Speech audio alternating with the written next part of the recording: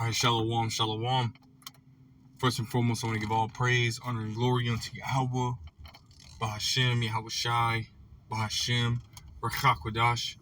Double honors to the elder apostles and elder bishops of Great Millstone, who rule very well, very beautifully.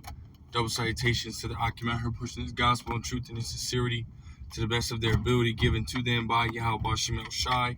Peace, blessings, and salutations be unto the elect scattered abroad. May the election of Yahweh Bahashem El Shai, Lord willing, fall upon your houses.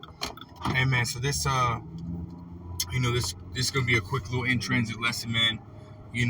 But yeah, man, it's gonna be basically centered around, keeping the faith, right?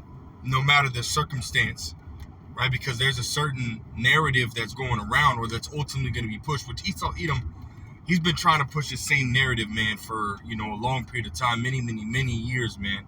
About the so-called black Hebrew Israelites being ultimately the problem, man, right? And those that ultimately are, a part of that movement, right, being the problem, with this whole, which is beautiful, right? Because, you look at it in a, in a positive aspect. You got the words of Yahweh Bahashem El Shai going out, as it says in Psalms, the 19th chapter, right? Mark 16, and, around the 17th verse. Right, Matthew's 24th chapter, right, speaking about this gospel being preached unto all nations, right, and Psalm saying what, man, that there's no language, nor speech where this word is not heard, right? So ultimately, you see this, and the words of Yahweh Bahashem El Shai are going out, and that's a beautiful thing, right? But in the same thought, and you have to understand that with this information going out, right, with everybody knowing who the so-called, black Hispanics and Native Americans truly are, which are the Israelites, right? The chosen nation, the true chosen nation of the Lord Yahweh Bahashem El Shai. And you have to understand that there's going to come persecution, because not only does the masses, right, they know, right, but Esau Edom knows, man, right? Which is the one that's ultimately going to come after us, man.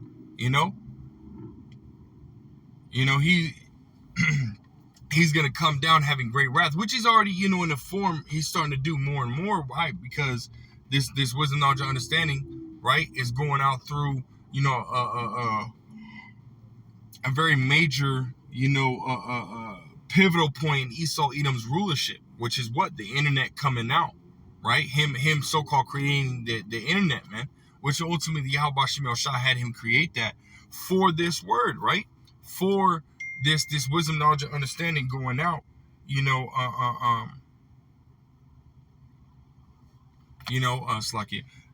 for his purpose, man, But now that it's going out, now that more and more people are starting to wake up, more and more Israelites are starting to figure out who they are, and hop on board with that. What's happening? Esau Edom is losing his power, right? Because Esau Edom's power ultimately lies in him being able to deceive the masses, man. But Yahweh Bahashem El Shai is tearing that down. He's completely tearing that all the way down, man. And Israel's ultimately starting to wake up now again. Just to make that make it clear. Yes, Israelites are waking up to who they are, right? But we still understand that only a remnant, right, of the nation Israel is going to turn to the truth, right? Because not every camp out here has the 100% truth. Great Millstone, and we believe this through faith. Great Millstone, starting with our elder apostles on down, right, have given us and have the 100% truth, man. The 100% correct breakdowns of the scriptures. Again, we believe that through faith, man. So with this, with the understanding that the Lord Yahweh Bahashem El Shai had bestowed upon us, right, and with the times that we are in, right, because you're supposed to know and understand the times that you're in, right? Yahweh Shai, had given us certain signs, right, that we would understand and know, okay, well, cool, this is the time that we're in, right? This is what time it is, man. Because as you go into the scriptures, the disciples, right, were constantly asking, hey, what shall be the end of the world, right? What shall be the sign of that coming? This, that, and the third, right? They were constantly asking that question, right? He was giving us signs, right? He gave us signs. You know, signs in the heavens, right? With the I posted a few days ago, I think it was on Thursday. There was a chariot, right, with the, you know, another chariot following it, right? And we're talking about covering the sky. It was noticeable, right? Anybody that was looking up would see it, right? But Esau Edom tried to pass it off as what? Tried to pass it off as, you know, the spaceships, you know, the shuttles, this and the third that they've been sending up, right? But those that have been, you know, paying attention, just even looking up in the sky, whether you've been watching these videos or not, right? You understand that, you know, more and more so-called UFO sightings, which are really chariots of Israel, right? The chariots of Yahweh Shem El Shai have been out there, man. You know, so it's like, okay, well, nobody really, you know, is like, come on now, that can't be a so-called, you know, a rocket ship, man. You know, one of your SpaceX ships. It can't be. Right, because you look into it a little bit more. You watch that video that I posted. The you know, so-called UFO that was right behind it. Right, that one broke up into multiple ones, man, and then started to fade, and it had a little blinking going on, and you know what I mean. So come on now, you know, it's just doing all this, you know, this showing off. You know, it couldn't have been a so-called you know, a spaceship or a rocket. You know. But yeah, man, you know, so Esau Edom is, you know, with this information going out, you know, it's rearing back to, you know, the main topic of what I was, you know, what this lesson is on, right? With all this information going out, Esau Edom is trying to, you know, turn off these YouTube videos. You know, he's trying to edit, you know, what's being put out there. He's trying to make sure that this information doesn't go out. Hey, but there's no way that, you know, scriptures say you can do nothing against the truth, but for the truth, right? The more and more that Esau Edom comes down, right, on this social media platform, right, and eventually, right, physically, right, and the more Esau Edom is fulfilling prophecy, man, right? Amos 8:11, right, where the famine of the world, where Esau Edom makes it almost impossible, if really impossible, right, to get this wisdom, knowledge, or understanding, right, going into Jacob's trouble, where he does what? He forces everybody to take this Karag moment. You know, which that entails, again, those that are out here, you know, because brothers went into it yesterday, which, hey, more and more brothers are really going into it, which is the spirit, man. You know, you gotta,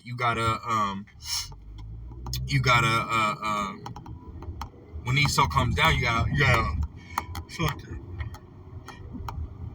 a color code system that he has, man, right? So you got red, although, and I've said this before, right? Many brothers have said this before, stated this before, you right? That you have a color coding system, right? You got those that are red, which are completely and absolutely against Esau's system, right? Those are the ones that'll stand stiffly for whatever they believe in, right? And in our case, we're part of those red ones. We're standing stiffly for Yahweh Shem El Shai, no matter the circumstance, right? And then you got the blue. Those are the followers of those that are red, right? Those that are against Esau's system, right? And then you got the yellow, which are the ones that, you know, those are the sheeple that are follow Esau Edom, whatever he says and do whatever he says, right? You know? And again, we're part of those red, right? We're part of those ones that are not going to follow his system no matter what. You know, and with us being, you know, faithful to Yahweh Shem El Shai, and there's going to come persecution for that, man. You know, because again, going back to the point, 444, call Allah Yahweh Shem El Shai, right? So going back, you know, making the statement of, you know, because this word has gone out, right, and everybody's starting to, you know, gravitate to, you know, this what you would call this Israelite movement, man. You know, more and more, you know, Israelites are finding out that they are Israelites, man. You know, and many other things that comes with that, man. You know, a lot of people are denouncing these small hats and coming against these small hats and so on and so forth, man. More and more celebrities are starting to understand who they are, man, and starting to come out and tell people, yeah, I've been raised as an Israelite, you know what I mean, and I truly believe, you know, this and the third, and they're coming out and saying that, right? And a lot of these Israelites they help try to forward and push Esau's agenda. So with them now coming up against them, that's going to cause problems.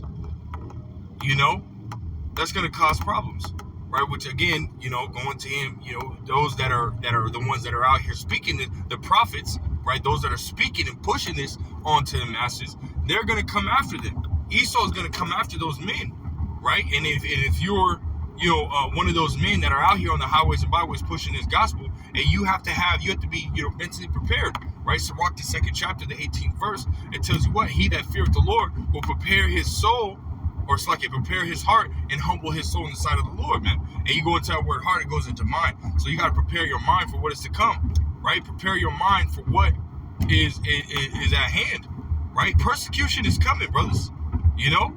Brothers, you few sisters, right? Persecution is coming. Hey, whether you're pushing this gospel or you just truly believe in it, man, and you're proving that, because faith without works is dead, right? So if you believe in this truth and you out here proving your faith, right? Then guess what? Esau's coming after you, man. Esau is going to come after you, and that's around the corner, man. That persecution is around the corner, man. Scriptures say that you should be delivered to the magistrates, and for Yahweh Shem El Shai's sake, man. For a testimony's sake, man. Roughly paraphrasing the scriptures, man. So that time is right around the corner. That's prophecy, and we know that all prophecy has to be fulfilled, man. So that means us being persecuted as well, man. But again, we have to prepare ourselves for these things, man. And there was a beautiful point that brother made, the brother Gabar, yesterday at camp. He said that, when you watch that TV show, what is that? Game of Thrones, I can't remember, I think it was Ned Stark or something like that. He was like the main guy. He made a statement, to one of the, to another person, talking about, he basically has learned how to die, a long time ago, man. You know what I mean? Because he's a soldier, because he's, he goes through it, man. And he's basically learned how to die, a long time ago, man.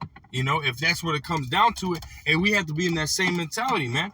The Esau Edom might take your kids away from you, right? Esau Edom might take, your money. He might take everything you hold near and dear to you. He might take that shit away, man. He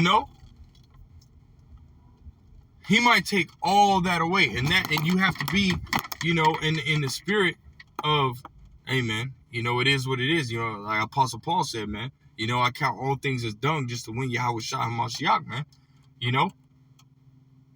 And then you standing stiffly for the name of Yahweh Shem El Shai, and some of y'all, right, and myself included, might be put to death for that, man.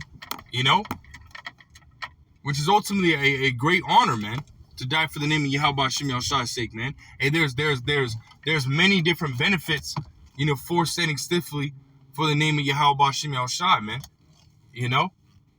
Many benefits, man, which I'm not going to go into all of them as of right now.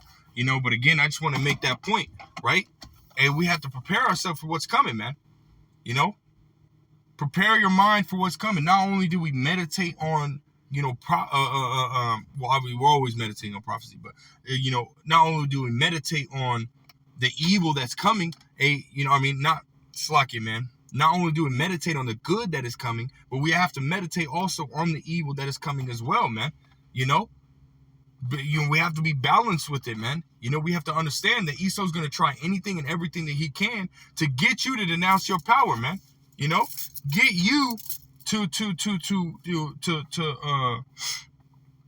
consent unto his ways, man. Right? But when you walk in the scriptures, you'll understand. 2nd Esdras, the 16th chapter says that he that, that consent shall be had in derision and reproach, man.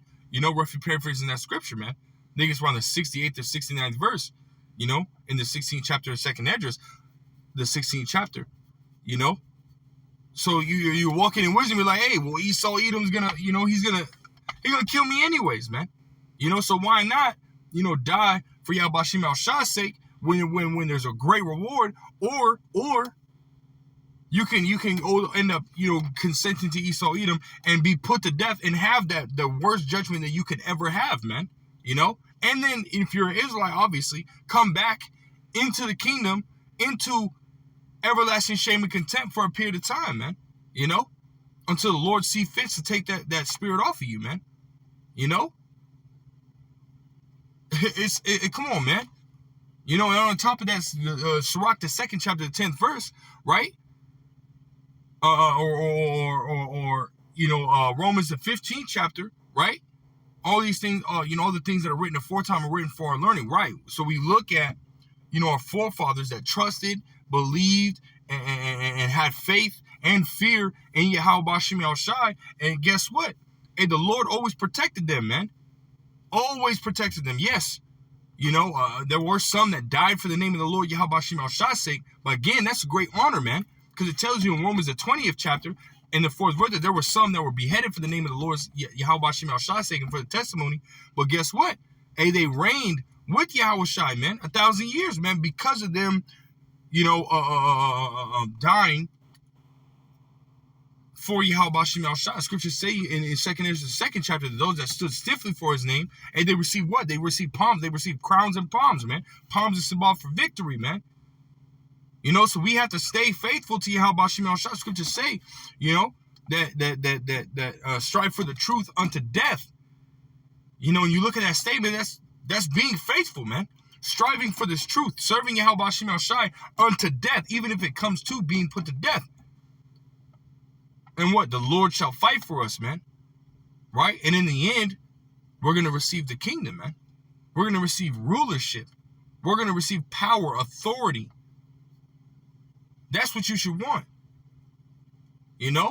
But in this time, we need to do what? Pray that Yahweh Bashim Al Shai give us more faith. Pray that Yahweh Bashim Al Shai, forgive us, have mercy on us, right? And many other things, man. Whatever you need to pray for, you pray for, man. But the main things is asking for faith, asking for more faith, asking for mercy, asking for protection, right? And so on and so forth, man. So that way we can get through the times to come, so that way we can see the kingdom, man. There's times we're in, man. Persecution is right around the corner, man. But I just want to make that little in transit. Lord will was edifying, Lord will straight to the point. I want to give all praise, honor, glory to Yahweh Bashim Al Shai Bashim Kakwadash. Double honor to the elder apostles and the elder bishops of the great millstone. Peace, blessings, and salutations be unto the elect scattered abroad. Till next time, say shalom.